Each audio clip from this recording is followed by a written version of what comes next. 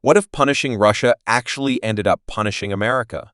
Donald Trump's plan to hit Russia with secondary sanctions sounds like a bold, no-nonsense move, but here's the twist. It could backfire badly. We're talking higher prices, angry allies, and global markets turning their backs on the U.S. dollar. In trying to squeeze Putin, could Trump actually squeeze the American economy instead? Let's break down what's really at stake. What if the next big move to punish Russia ends up punishing us instead? Donald Trump is floating the idea of slapping secondary sanctions, not just on Russia, but on anyone who dares to do business with them allies, trade partners, even global corporations.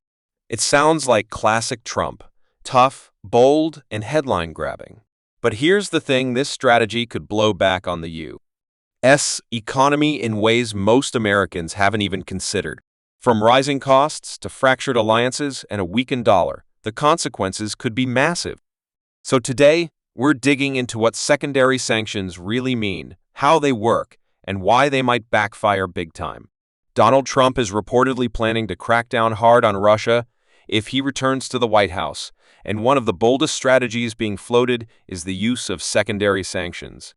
That might sound like just another tough-sounding policy, but in reality, it could have some serious consequences not just for Russia, but for the American economy too. So what are secondary sanctions?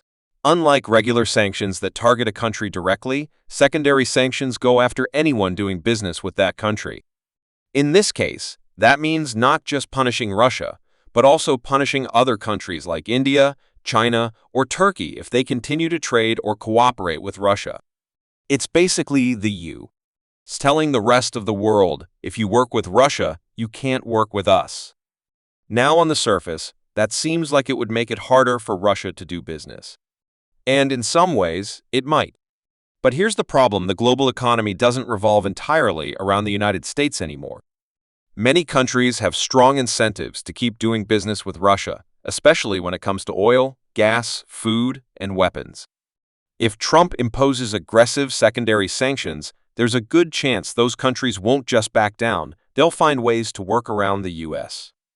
altogether. That's where the real danger comes in.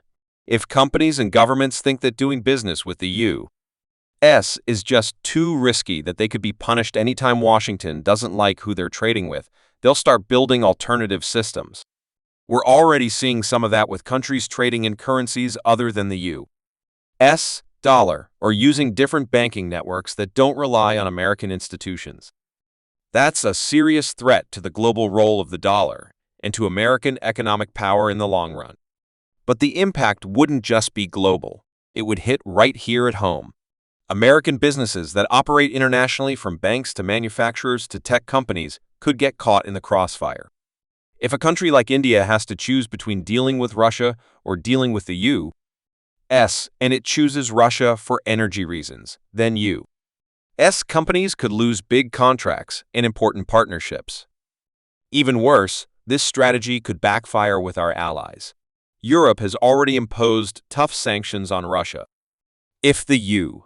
starts punishing European companies for doing business with Russia, it could damage the very alliances we need to keep pressure on Putin in the first place. There's also the risk of retaliation. If Trump hits countries like China with secondary sanctions, Beijing could hit back by targeting American exports or blocking U.S. companies from operating in China. That kind of economic tit-for-tat could spark another trade war, and we've already seen how much pain that can bring to American farmers, manufacturers, and consumers. And let's not forget the irony here. Trump has often been criticized for being too soft on Putin in the past. So now this tough talk on sanctions feels a bit contradictory, and world leaders may not take it seriously, or they might just see it as another unpredictable shift in U.S. policy. In the end, the idea of using America's economic power to punish Russia might seem like a smart move. But if it's done in a way that alienates our allies, drives other countries away from the dollar, and hurts our own economy in the process, then it's not strength, it's self-inflicted damage. Smart foreign policy isn't just about being tough, it's about being strategic. And secondary sanctions, no matter how tough they sound, could end up hurting us more than our enemies. So, while Trump's threat of secondary sanctions might play well on the campaign trail, the real-world impact could be far more damaging than it sounds. Trying to force the world to choose sides might just push them away from the U.S. economy altogether. That means fewer exports, less global influence, and possibly even higher costs for American families. At the end of the day, strong leadership isn't about loud threats, it's about smart strategy.